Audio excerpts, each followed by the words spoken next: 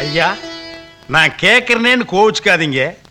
25 வருஷமா இதை படிச்சிட்டு இருக்கிறீங்க, நானும் விசிறிட்டே இருக்கிறேன்.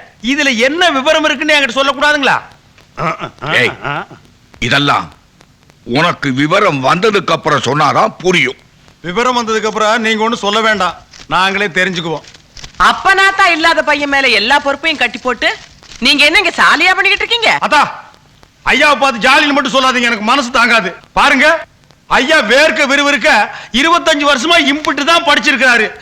இன்னும் இம்புட்டும் படிக்க 75 வருஷம் ஆகும். அப்புறம் வீசின என் கை கால் மாதிரி வீங்கி 4 கால்ல தவளை மாதிரி தவ வேண்டியதுதான். நீங்க படிங்க ஐயா.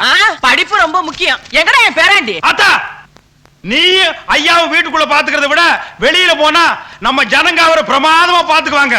பாட்டி, அத்தா பேரன். பாட்டி, அடே, அந்த சேதர் தேங்காய் எடுத்து வாடே. அந்த குதிரை தேங்க எங்கேயும் இருக்கு?